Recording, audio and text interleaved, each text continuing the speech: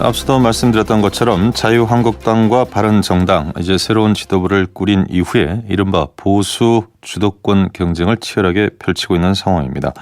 문제는 이런 보수 야당 간의 차별화 경쟁이 오히려 정부 여당의 독주 어떤 빌미를 주고 있는 것 아니냐 이런 지적도 나오고 있는데요. 오늘 그 얘기를 좀 들어보려고 합니다. 김용태 바른정당 의원 연결하겠습니다. 김용태 의원님. 예, 안녕하십니까. 김용태입니다. 예, 안녕하십니까. 고맙습니다. 예. 본격적인 질문은 좀 후반부에 드리도록 하고요. 전국 현안과 관련해서 짧게 좀 들어봤으면 좋겠는데 문재인 정부 출범 초기만 해도 그 개혁 의지에 대해서 상당히 좀 긍정적인 평가를 많이 하셨었습니다. 김용태 의원님 개인적으로. 그런데 요즘은 좀 우려가 더 크다 이런 말씀을 하셔서 어떤 부분을 지적하시는 겁니까?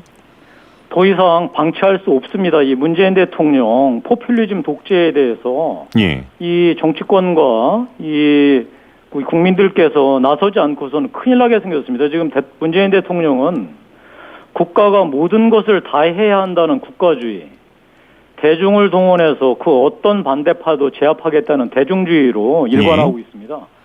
지금 이래서 대한민국을 상대로 해서 그 누구도 가보지 않은 길, 한 번도 증명되지 않은 방법으로 위험천만한 실험을 하고 있다는 거죠. 제가 정부 초기 검찰개혁에 대해 호평한 것은 워낙 검찰이 썩었었으니까 다소 무리가 있더라도 초반에 충격적인 조치는 불가피했다. 이런 점에서 동의한 것이지 지금과 같은 포퓰리즘 독재를 동의한 게 아닙니다. 포퓰리즘에 깃든 독단적인 결정. 구체적인 예를 좀 들어주시면 좋을 것 같은데요. 대표적인 게 그런 거죠. 우리 정규직화하는 문제. 다음에 최저임금 올리는 문제. 그러니까 일자리 늘리는데 지금 같은 문재인 대통령 방식이면 세상 누가 못하겠습니까? 국민 세금으로 정규직화하고 최저임금 올리자는 것. 만약에 이런 게 가능하다면, 이런 게 옳다면 세계 어떤 나라가 왜 이 방법을 쓰지 않을까요? 이런 방법 써서 망한 그리스, 베네수엘라 경우를 제가 여기서 언급할 필요 있겠습니까? 그러니까 정규직화하고 최저임금 올리는 게 경제가 잘 돌아가고 경제 구조가 자연스럽게 바뀌어서 그렇게 되는 것이라면 누가 반대하겠습니까? 이런 식으로 국민 세금으로 하는 것 결코 동의할 수 없습니다. 논의 과정에 있어서도 문제가 있다 이런 지적이십니까? 당연하지요.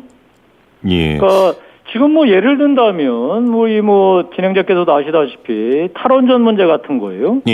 저는 이 탈원전 문제 같은 게 가장 전형적인 문재인 포퓰리즘의 그러니까 독재의 전형이라고 보는데요. 그러니까 이렇습니다. 이게 지금 탈원전 논의 구조가 일단 공론조사로 이 문제를 처리하자고 그러는데요. 이거는 공론조사 개념조차 모르고 하는 얘기입니다. 그러니까 어떤 정책을 불특정 다수에게 몇 마디 묻는 방식, 이런 여론조사로 처리하는 건 옳지 않다.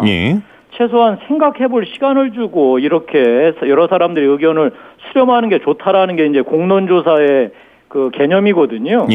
그런데 이 공론조사를 이런 탈원전 문제에 쓰는 것은 전혀 맞지 않습니다. 이런 문제는 당연히 오랜 시간 전문가들의 수기를 거쳐서 결정할 문제죠.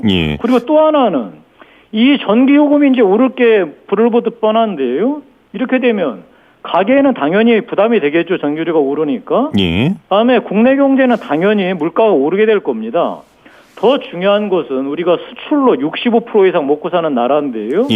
당연히 수출 단가가 오르게 돼 있죠. 이렇게 되면 달러 이 수급에 대해서 굉장히 어려움을 겪게 됩니다. 좀 이런 문제에 대해서 국민한테 솔직하게 얘기하고 논의의 중심으로 이런 문제를 놓고 얘기를 해야지. 지금 계속해서 무슨 영화에 나왔던 것처럼 위험한 얘기만 하고 그래서 되겠습니까? 또 하나. 지금 대한민국이 새로운 먹거리를 찾아도 시원찮을 판에 이게 지금 수십 년 그 먹거리를 그냥 우리가 걷어차는 꼴 아니겠습니까? 그러니까 이 문제는 우리 모든 국민들이 특히나 전문가들이 오랜 시간 숭의를 통해서 할 문제지 이런 식의 포퓰리즘 방식으로 하는 거는 절대 안 됩니다. 3개월의 공론화 과정으로 결정할 문제는 아니다. 이제 이런 취지의 말씀이신 것 같은데 알겠습니다. 그렇습니다. 자, 그럼에도 불구하고 정책이라고 하는 것이 절대선은 없습니다. 어떤 정책이든 우려와 기대가 함께하는 것인데 이를테면 지금 지적하셨던 부분, 공공부문 비정규직의 정규직화라든가 탈원전 문제 같은 것들, 또는 그 시급을 인상하는 부분. 이게 사실은 문재인 대통령이 후보 시절에 공약을 했던 것이고요. 국민들이 바로 이 공약에 대해서 지지를 했기 때문에 당선이 됐다. 그렇다면 이 공약을 펼쳐나가는 것은 정당하다. 이런 논리도 성립하지 않겠습니까? 어떻게 보시는지요? 예. 공약은 이행되어야 한다는 명제를 부정하지는 않겠습니다. 예.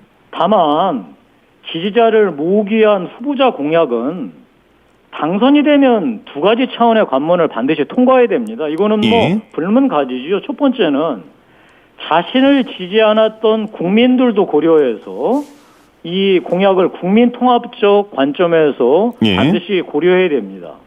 두 번째, 그 공약이 현실 타당도에 대한 철저한 검증 과정을 거쳐야 된다는 거죠. 왜냐하면 이 선거 과정의 공약이라는 것은 당연히 현실에서의 검증을 거치지 않은 것들이기 때문이죠. 따라서 특히 이런 현실 타당도를 검증하는 역할이 국회의 역할이 언론의 역할 아니겠습니까? 만약에 이걸 무시한다면 국회가 왜 필요하고 언론은 왜 존재해야 됩니까? 만약에 우리 진행자가 소개해 주신 한간의 그런 논리를 그대로 우리가 인정한다면 선거 이기면은 임기 내내 자기 마음대로 해도 좋다는 말 아니겠습니까? 이럴 수는 없죠. 이거는 그야말로. 그럼에도 불구하고 이제 우리가 그 선거가 정책 선거가 되어야 한다. 이런 취지 얘기를 그동안 많이 했었고요.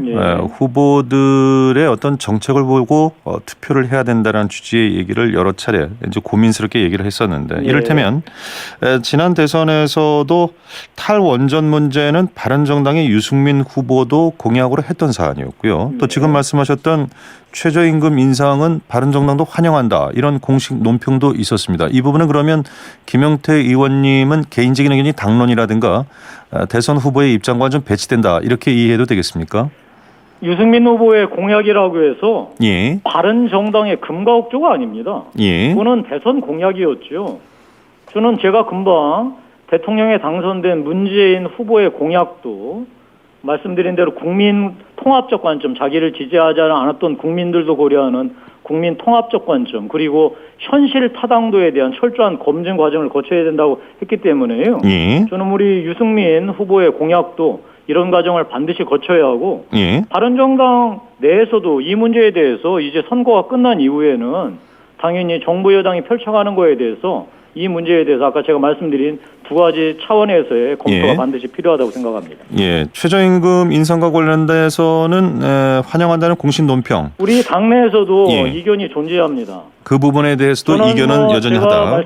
제가 저의 의견을 분명히 말씀드리자면 이 최저임금이 가져올 후폭풍에 대해서 저는 가장 이 정부에서 제대로 대책을 얘기하지 못했을 뿐만 아니라 문재인 대통령께서는 1년 후에 다시 보자. 이런 식으로 무책임하게 얘기하는 거에 대해서 동의할 수 없고요. 특히나 그 1년 동안 실험 방식도 그냥 국민 세금으로 메워주겠다라고 하는 이런 방식들은 정말 포퓰리즘의 전형이라고 생각하고 있습니다. 포퓰리즘에 기대서 이런 독주를 하고 있다고 만약에 판단을 하신다면은 야당이 할 수 있는 대응책에 대해서도 고민을 하셨을 법한데요. 어떻습니까?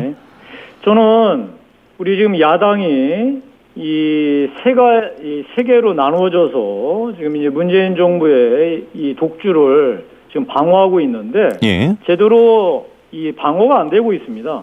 물론 잘하는 거야 협치를 통해서 도와주고 협조할 건 협조해야 되겠죠. 그러나 지금처럼 일방적인 독주로 일관한다면 반드시 뭔가 조치가 필요하다고 생각합니다. 그런 차원에서 지금 각 당의 입장 차이가 존재하는 거 분명히 인정합니다. 그럼에도 불구하고 더 큰 야당의 존재 이유, 집권 여당의 집권 세력의 일방적인 포퓰리즘 독주를 막기 위해서는 반드시 새로운 차원의 야당의 대연대 이런 태세가 이루어져야 된다고 생각하고 있습니다. 그 연대라든가 어떤 대응이라고 하는 측면이 자유한국당과의 어떤 연대 이런 부분을 염두에 두고 하시는 말씀 같아서. 자유한국당뿐만이 아니라 국민의당도 마찬가지고요. 아까 제가 말씀드린 대로 야당 간에 다 생각이 다르고 입장 차이가 다르다는 거 알고 있습니다. 그걸 인정하고요. 그러나 그 작은 입장 차이로 서로 싸울 때가 지금 아니고 지금 그 집권 여당의 일방적인 이 독주에 대해서 반드시 야당 차원에서 이 견제하기 위해서는 힘의 결집이 필요하다는 말씀을 드리는 겁니다. 예, 그동안도 야당 간에는 정책에 따라서는 연대 이런 이야기들이 좀 많이 나왔었는데 그런 정책 연대 말고 구체적인 보다 더 큰 틀에서의 어떤 연대를 말씀하시는 겁니까? 예, 그런 거 제가 반드시 그게 지금 필요하다고 생각하는 게요. 예. 우리 이번 지금 문재인 정부 그러니까 지금 이제 2달 반이죠. 2달 반의 과정에 대해서 이 야권이 제대로 대응을 했느냐 하면은 그렇게 하지 못한 것 같습니다. 예. 따라서 지금 이 야3당은 이번 이 임시국회가 끝나고 예. 정기국회가 시작하기 전에 새로운 차원의 이 연대 모델에 대해서 깊이 고민해봐야 될 것 같고요. 그 연대 모델의 어떤 범주 안에 당대당 통합도 포함될 수 있을까요?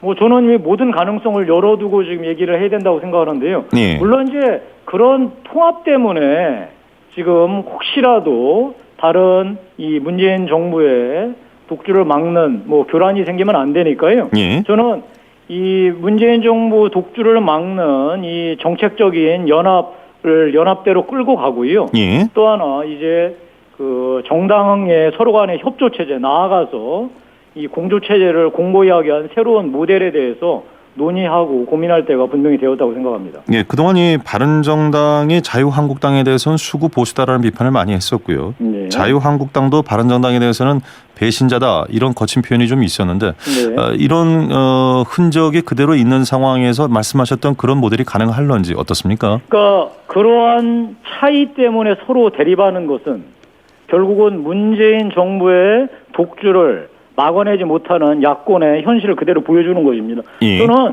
지금 가장 중요한 것이 무엇인가에 대한 깊은 고민과 성찰이 있어야 할 때라고 생각합니다. 예, 혹시 자유한국당이나 바른정당 내 김현인과 생각을 공유하는 분들이 좀 있는지 모르겠습니다.